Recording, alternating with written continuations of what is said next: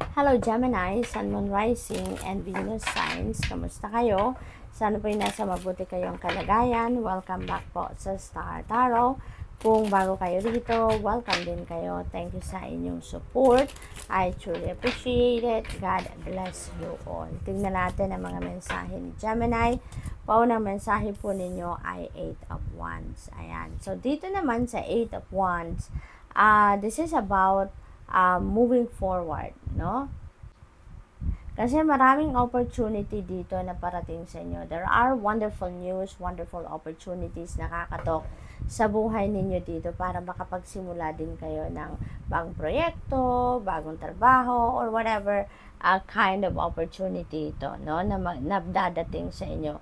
And since this is a fast-moving energy, so most likely, mabibisi kayo, maaaligaga kayo dito because maaaring merong mga dadating dito na balita or opportunity sa inyo na sabay-sabay.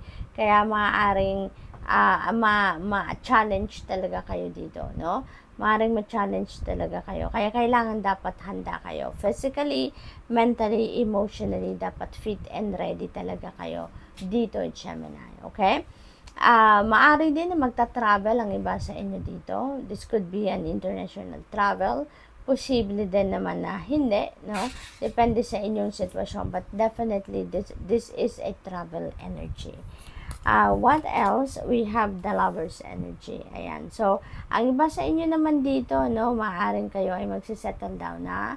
Meron na dito mag-aasawa, magpapakasal, magsasama na sa isang bubong. This is about leveling up of your commitment with your person, lalo-lalo na kung nasa established relationship na kayo. Possible din na, lalo-lalo na kung single pa kayo, possible din na dito makilala ninyo yung inyong soulmate, yung inyong twin flame, yung inyong magiging potential na jowa, no? Kumbaga, posible din dito na ang iba sa inyo papasok na sa isang bagong love and romantic relationship, Gemini. Maybe that is what you're waiting for, no? Kasi Temperance energy is about waiting. It's about patience, no? So, while you are patiently waiting dito, no, Gemini, sa kung ano man ang gusto ninyo mangyari sa buhay ninyo, or kung ano man ang hinihintay ninyo dito, you are being advised here na makinig kayo sa iyong intuition. While you are patiently waiting for whatever it is that you desire, makinig kayo sa iyong intuition. Sundin ninyo ang intuition ninyo because that is divine guidance, no? Yan ay gabay sa inyo ng Panginoon. Yan ay gabay sa inyo ng divine universe on how you are going to navigate your situations sa ngayon. Okay?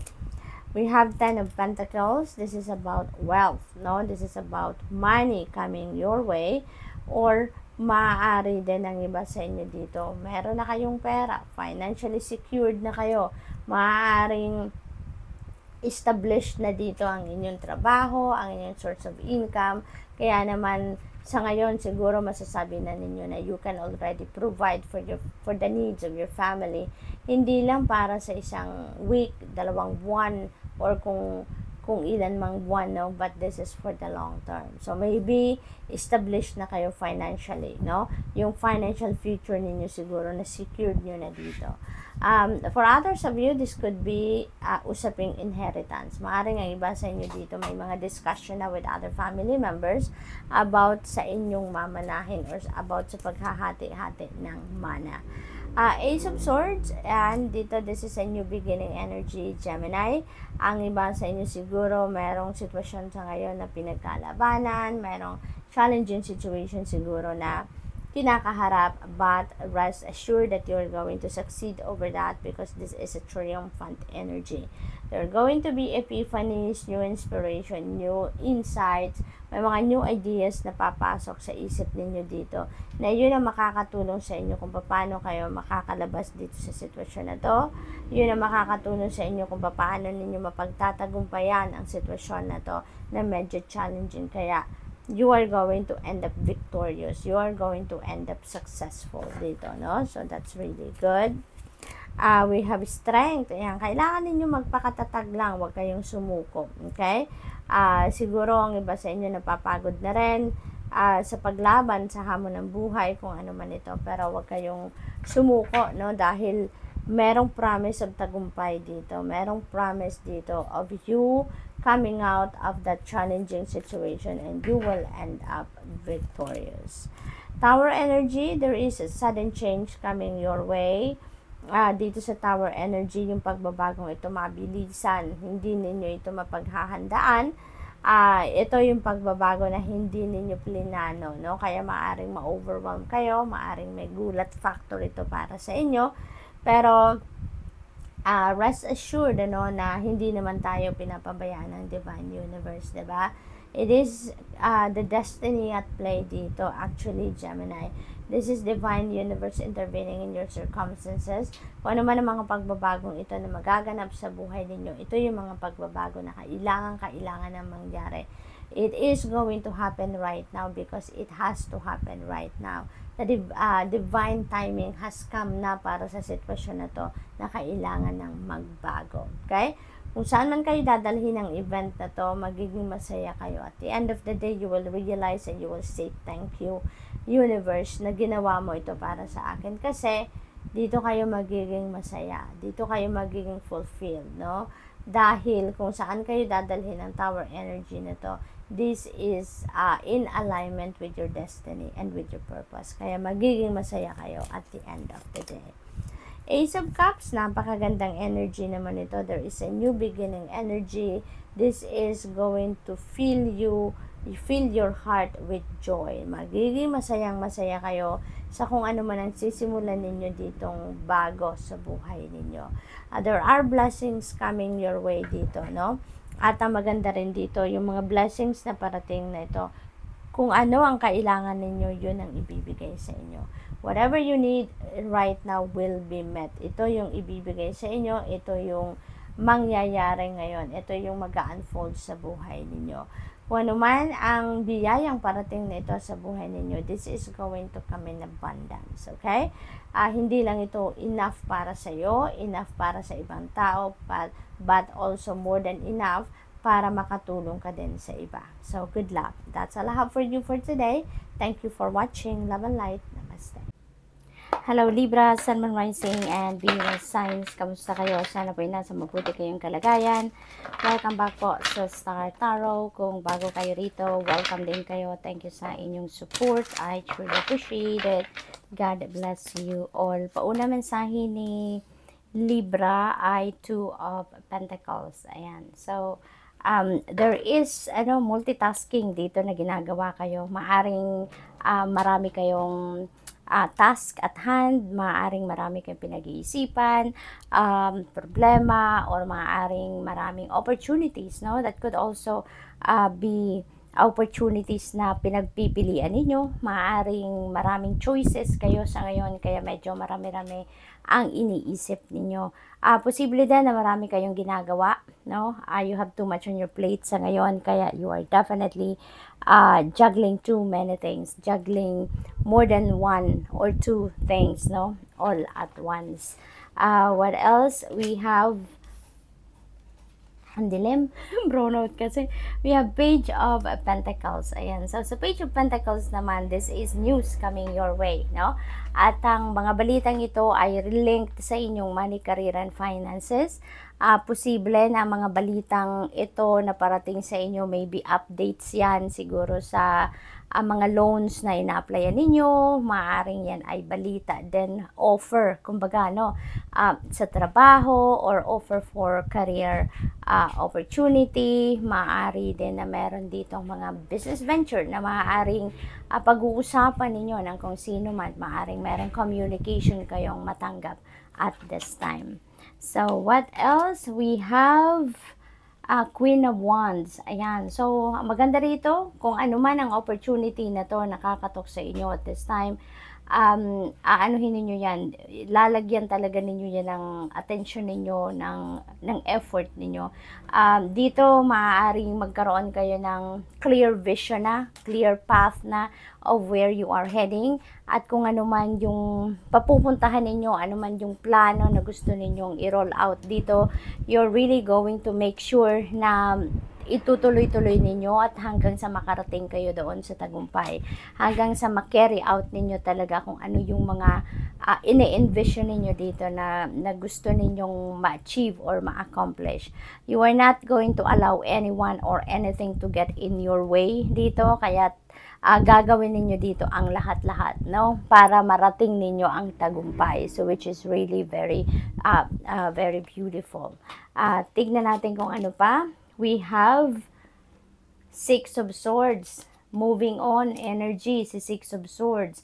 Maaaring ang iba sa inyo dito, merong iiwanang sitwasyon. You are going to close some doors sa buhay ninyo. This is something na hindi na healthy para sa iyo. Kung ano man ang iiwanan ninyo ditong sitwasyon, toxic na to para sa inyo. It's not serving your highest good anymore.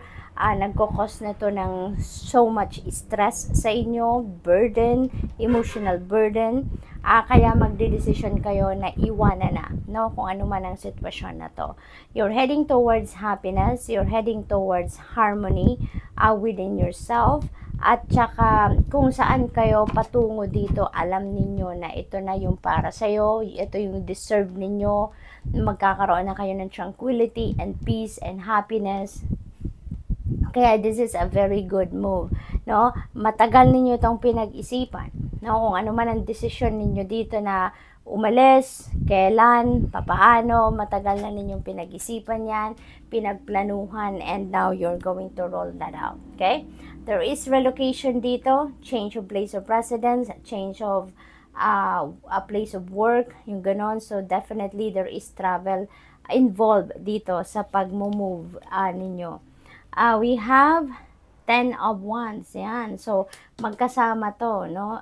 Related ito with each other. Kasi sa 10 of Wands, this is you giving up na. Kung ano man yung nagpapabigat na sa buhay ninyo, ano man yung nagpapahirap na sa inyo for the longest time, ngayon, tatanggalin nyo na yan sa buhay ninyo. You're going to take that down na, no? Off your shoulders na, kumbaga, off your damdamin na. Kasi, posible na emotional burden ito. Maaring marami kayong sama ng loob, emotional wounds, emotional baggages na bit-bit pa sa dibdib ninyo, nagawayan or iniwan sa inyo ng inyong mga nakaraang relationship. Posibleng ngayon magigising na kayo sa katotohanan. It's about time na to let it go. It's about time na to release them so that you can move on with your life. And since Six of Swords is here, so definitely you are moving on with your life, okay? What else? We have Hanged Man. Ayan. So, this is a time also of stagnation. Now, may stagnation energy dito for some of you. At yan ay mangyayari. Magkakaroon ng delay sa inyong mga ginagawa. Magkakaroon ng mga blockages at some point dahil ito yung paraan ng universe para mahinto muna kayo sa kung ano man ang inyong pinagkakabisihan. Kasi you have too much on your plate, Libra. No? We have Two of Pentacles. You are multitasking big time. Marami kayong inaasikaso, marami kayong iniisip, marami kayong pinagdidiskartehan ngayon. And with the Hanged Man energy, nagbibigay ito ng chance sa inyo na makapag-rest muna kayo, makapag-relax kayo, pagmuni-muni muna kayo, no? Dito din sa pagkakataon nito, binibigyan kayo ng chance din dito na makapag nilay-nilay, no? There are so many things that you need to think about, yung pagla-let go, pag-move on, opportunities, no, na parating. So, marami talaga kayong kailangan pag-isipan dito, kaya parang sabihin sa iyo ng universe, teka muna, time out muna so that you can regroup, you can renew yourself so that you can gather your thoughts at makapag-decision kayo ng tama. Okay?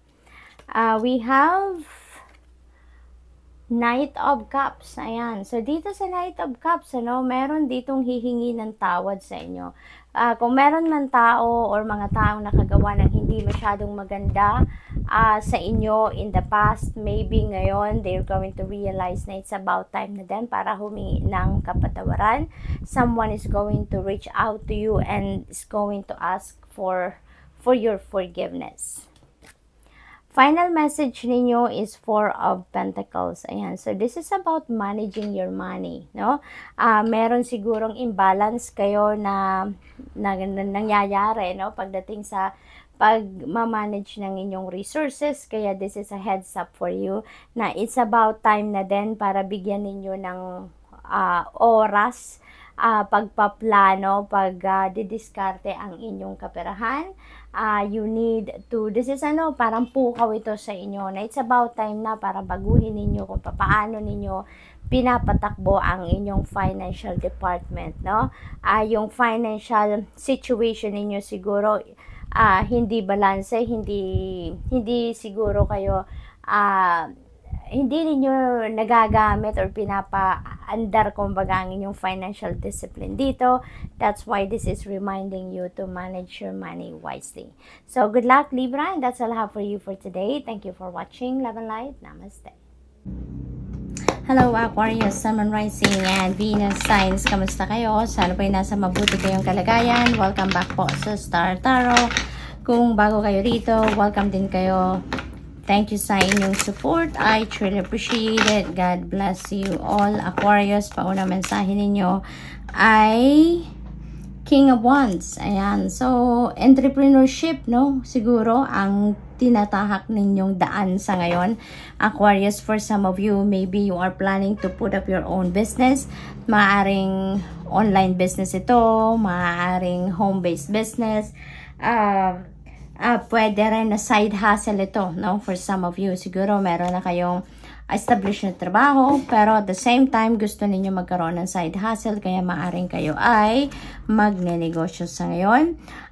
Possible din, ang iba sa inyo will be promoted into a leadership role, or possible din na nandoon na kayo sa punto na, kumbaga, nandoon na kayo sa top rank, no? Top rank na kayo sa inyong kumpanyang pinagtatrabahuan. Your next card is the Knight of Swords. Ayan. So, this is a fast-moving energy, Aquarius. Kaya, maaring maging mabilis na ngayon ang mga kaganapan sa buhay ninyo. Bibilis na yung mga pinoproseso ninyo, mga transactions ninyo, mga inaasikaso ninyo, no? Mga negotiations. Siguro, ngayon ay matatanggal na yung mga delays. Matatanggal na ang mga blockages, something like that. At uusad na ang lahat. We have, Four of Wands. This is a celebratory energy, Aquarius. Four of Wands. Meron kayo ditong celebrate na siguro okasyon. Pwede rin siguro na meron ditong mga birthdays, anniversary, celebrations, kasalan, siguro along those lines, ano, ang maaring pagkakaabalahan or pagkakaabalahan ninyo sa ngayon, Aquarius. It is also possible na merong family reunion dito for some of you. Maaring meron ditong pagkikita-kita ng pamilya, magkakaibigan, maaring may travel din dito for some of you dahil baka kayo pa ay manggagaling sa malayong lugar, baka kayo ay magve-visit, no, sa family ninyo kung nasaan man sila. Maaring ganun din, kaya may travel din dito na involved for some of you. Posible din na may mga achievements or accomplishments dito kayo or ang pamilya ninyo, kaya yun ang isa-celebrate ninyo. So, we have 8 of Cups. Ayan, this is, there is a new beginning energy din dito sa 8 of Cups. At maganda rin dito kasi travel energy din ito, no? Meron talagang biyahe kayong gagawin dito, Aquarius. Sa 8 of Cups then, you are heading towards wish fulfillment dito, no? You are heading towards happiness. Kasi, ang next level nito, no? Yung next step nito is 9 of Cups. Kaya 9 of Cups is happiness, falling in love. It's wish fulfillment. Kaya posible talaga na magkakaroon kayo dito. Patungo kayo sa sitwasyon wherein makukuha ninyo or magmamanifest na sa buhay ninyo ang ang wish ninyo, no? Magka-come to fruition na kung ano man ang wini-wish ninyo. So, good luck to that. Dito sa 8 of Cups, you're heading towards something new na alam ninyo magiging masaya kayo, magiging fulfilled kayo, something like that. Dahil, kung saan man kayo manggagaling dito sa 8 of Cups energy, this is a place or this is a situation wherein you know that it's no longer yours. Wala na kayo doon, no? Yung parang yung puso ninyo, yung isip ninyo, wala na doon sa kung ano man ang kinabibilangan ninyong sitwasyon sa ngayon. Dahil, yung parang, alam ninyo na there's nothing there for you anymore. There's no room for advancement. There's no room for growth. Kaya parang hindi na kayo mag-grow dyan. Hindi na kayo na nagiging masaya dyan. Kaya, you are going to move forward na with your life. No? You are going to remove yourself from that situation na. So, we have Hierophant energy. Meron ditong maaaring magpapakasal na. No? Meron ditong mag-aasawa na sa iba sa inyo dito, Aquarius. So, congratulations. We have, naglalaglagan, Ace of Pentacles. There is a new beginning energy, which is really beautiful kasi bagong, new beginning energy ito in terms of money, career, and finances. Meron ditong mga pagbabago na magiging sitwasyon ninyo pagdating sa inyong kaperahang aspeto. Meron ditong financial blessings or financial opportunity na parating, and kung ano man ang opportunity na yan, that is going to bring forth financial success towards you, that is going to bring you prosperity and abundance. Magkakaroon na kayo dito ng pagsisimula ng continuous inflow of money, kaya swerte ninyo pagdating sa pera. Speaking of pera, no, 9 of Pentacles is here as well. Definitely, merong mga perang parating sa inyo. Dito naman, ito yung bunga ng inyong pagsisikap. This is you reaping the rewards of your hard work, no, at this time. Financial comfort, ito yung makukuha ninyo sa ngayon. Ito yung mapapakinabangan ninyo sa ngayon. Ma-experience ninyo dito ang comfort pagdating sa pera, no? Yung kaluwagan sa pera, magkakaroon na kayo ng mga pambayad sa utang, kung meron kayong utang, kahit papano ma-experience na ninyo dito or mabibigay na ninyo sa sarili ninyo yung luxury, no?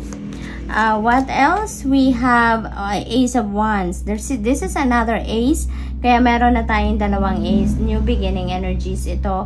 At kapag meron tayong dalawa or more, no? Since meron tayong dalawang aces dito sa inyong reading, ibig sabihin nito, nagsisignify ito ng amazing things, no, are about to happen sa buhay ninyo.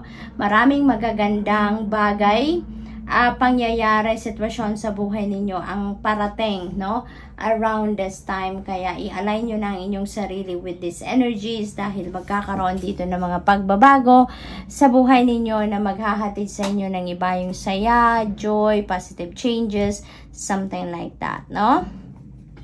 Ace of Wands, meron kayong sisimulan dito. Maaaring ito ay mga financial opportunities, no, na gagawin ninyo, pero ang maganda rin dito, bonus din ito para sa inyo ng universe, because kung ano yung opportunity na to, this is going to give you a chance na ma-express ninyo kung ano talaga yung gustong-gusto ninyong ginagawa. So, good luck, Aquarius, and that's a love for you for today. Thank you for watching. Love and light. Namaste.